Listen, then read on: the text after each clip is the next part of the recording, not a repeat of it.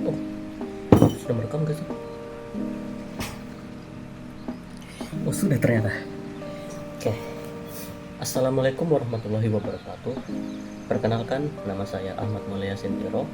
Saya merupakan mahasiswa semester 1 dari jurusan Psikologi dengan NIM 2507 0150 1060.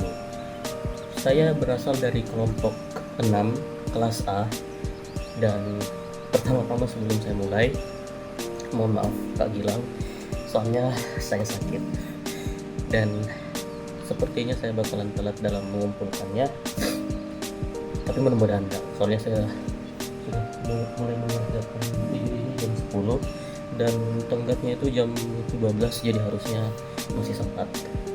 Dan seperti yang saya bilang, mohon maaf Kak Gilang, saya sepertinya akan membuat video ini menjadi video yang paling simple, sesimpel-simpelnya, soalnya seperti yang kakak lihat, saya batuk dan flu.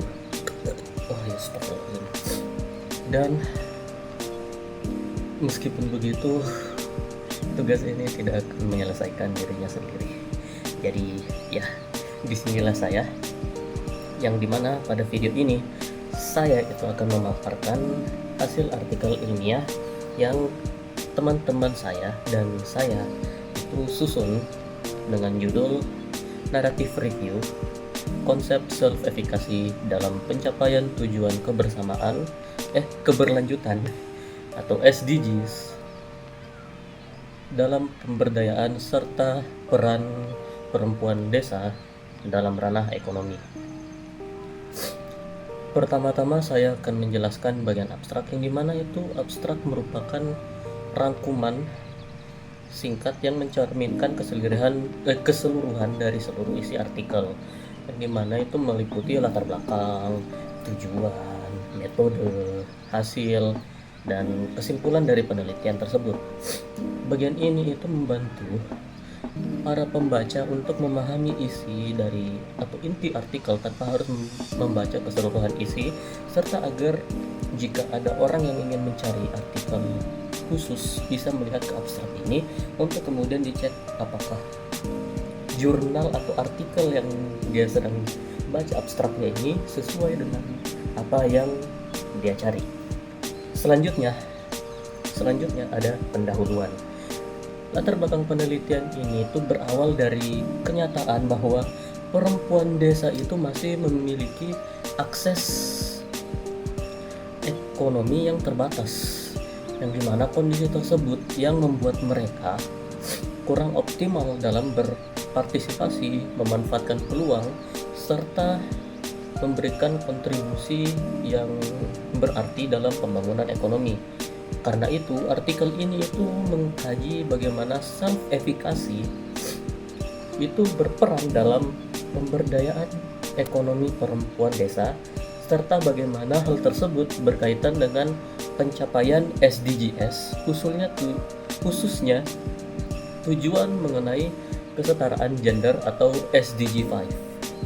Pada bagian metode, penelitian ini menggunakan studi literatur dengan pendekatan kualitatif berupa naratif review, yang dimana literatur yang dikumpulkan merupakan penelitian dari rentang tahun 2010 sampai 2025. Jadi ada 15 tahun. Dari berbagai jurnal nasional maupun yang internasional. Yang dimana literatur yang dipilih itu harus relevan dengan topik pemberdayaan perempuan, akses ekonomi, serta faktor-faktor psikologis seperti self-efficacy. Artikel-artikel tersebut kemudian dianalisis dengan pendekatan induktif, yaitu menarik kesimpulan berdasarkan pola dan tema yang muncul dari hasil kajian literatur. Oke, masuk pada bagian hasil penelitian.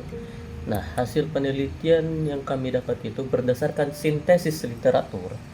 Terdapat 4 tema utama yang menggambarkan hubungan antara self-efficacy, pemberdayaan perempuan, dan pembangunan berkelanjutan di desa. Yang pertama itu penguatan sertifikasi, yang menjadi dasar kemandirian dan inovasi perempuan desa.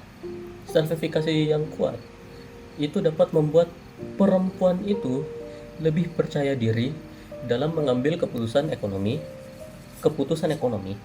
memulai usaha, dan menghadapi tantangan. Masalahnya dari tadi saya mengatakan sertifikasi, tapi sepertinya saya masih belum membahas apa sih itu sertifikasi. Nah, self-efficacy itu adalah keyakinan seseorang dalam kemampuannya atau terhadap kemampuannya untuk mencapai hasil atau berhasil mencapai tujuan dan menyelesaikan tugas tertentu dalam situasi yang dihadapi, yang dimana sesuai dengan apa yang kami cari, atau maksudnya yang dimana itulah yang kami sedang cari dari membaca dan mencari literatur yang bisa kami kumpulkan tentang bagaimana penguatan self-efficacy atau ya kepercayaan diri terhadap kemampuan dalam mencapai sesuatu itu dapat menjadi dasar kemandirian dan inovasi dari perempuan desa yang membuat mereka itu lebih percaya diri dalam mengambil keputusan ekonomi, memulai usaha, dan menghadapi tantangan. Nah, yang kedua itu adalah pemberdayaan perempuan berdampak pada kesejahteraan keluarga dan keseimbangan psikologis. Yang dimana ketika perempuan berdaya secara ekonomi, kesejahteraan keluarga itu bakalan meningkat atau akan meningkat, dan mereka memperoleh rasa percaya diri yang lebih besar. Lalu yang ketiga itu akses pada sumber daya ekonomi, meningkatkan kemandirian dan keberlanjutan usaha perempuan desa, yang dimana modal, pelatihan, dan jejaring sosial memungkinkan perempuan desa itu mengembangkan usaha mereka secara berkelanjutan. Yang keempat itu dan yang keempat itu dukungan sosial dan partisipasi komunitas memperkuat keberdayaan perempuan serta pembangunan desa, yang dimana kelompok-kelompok komunitas seperti KWT, Koperasi Desa, dan BUMDes menjadi sarana penguatan kapasitas perempuan.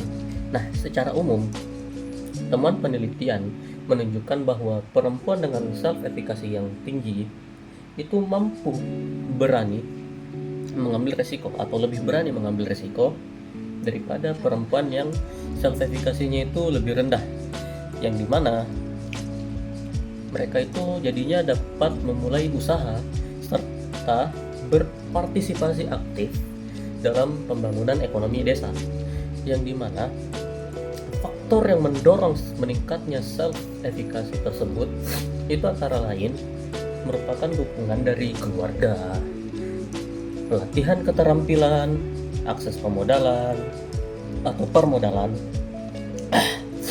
dan jaringan sosial. Nah, dari seluruh temuan tersebut, kesimpulannya adalah bahwa penguatan self-efficacy itu dapat menjadi langkah penting dalam upaya pemberdayaan ekonomi perempuan desa dan mendukung pencapaian tujuan pembangunan berkelanjutan.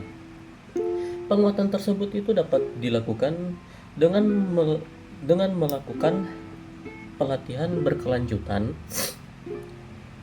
yang dimana penguatan tersebut juga harus ada pendampingan usaha serta perluasan akses perempuan terhadap sumber daya ekonomi. Sinergi antara pemerintah, sektor swasta, dan komunitas lokal juga sangat penting dan sangat diperlukan untuk mewujudkan kesetaraan gender dan pertumbuhan ekonomi yang inklusif. Yang dimana by the way, kesetaraan gender yang dimaksud di sini bukan berarti kesetaraan gender seperti yang ada di Amerika sana yang pikirannya itu udah mulai hancur dan mulai kotor akibat kebanyakan dari mereka itu juga jauh dari Tuhan. Dan mungkin itu juga efek dari seks bebas. Jadi banyak yang fatherless, bahkan motherless. Jadi ya, beda. Kesetaraan gender yang dimaksud di sini berbeda. Dan itulah. Oke, demikian dari penjelasan saya. Mohon maaf apabila ada kekurangan atau bagaimana video ini terlihat seperti sangat diburu-burui, sangat banyak kekurangan.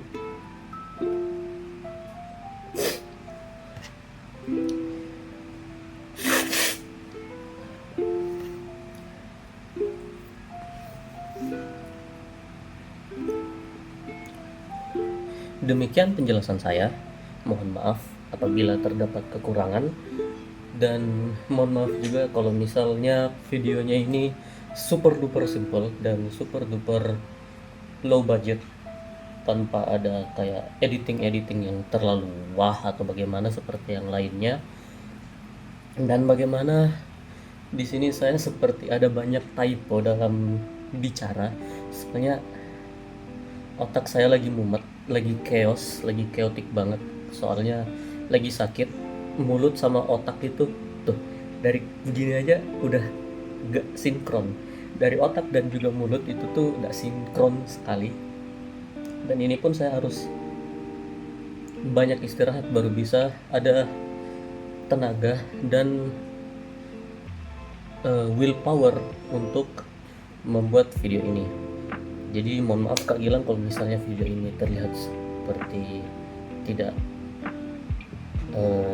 niat. Bukannya saya tidak niat Kak, tapi saya sakit banget dari tadi pagi.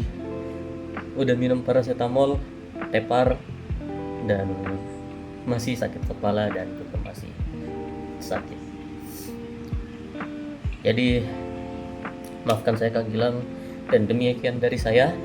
Mohon maaf apabila ada salah kata dan kata-kata saya yang tadi tentang kesetaraan gender itu yang menyinggung. Soalnya di kampus juga ada tulisan feminisme is not dead, yang dimana salah. Aku nggak tahu kata-katanya itu bagaimana exactnya, tapi yang jelas harusnya itu kata-katanya tuh feminism is not dead yet, tapi malah salah kata-katanya. Ya wajar lah, namanya juga kita bukan negara yang fokus kepada bahasa Inggris.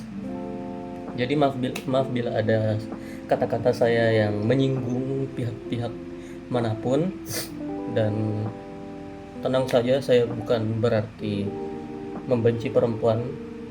I'm straight dan I'm not a misogynist, don't worry. Jadi terima kasih dari saya. Wassalamualaikum warahmatullahi wabarakatuh.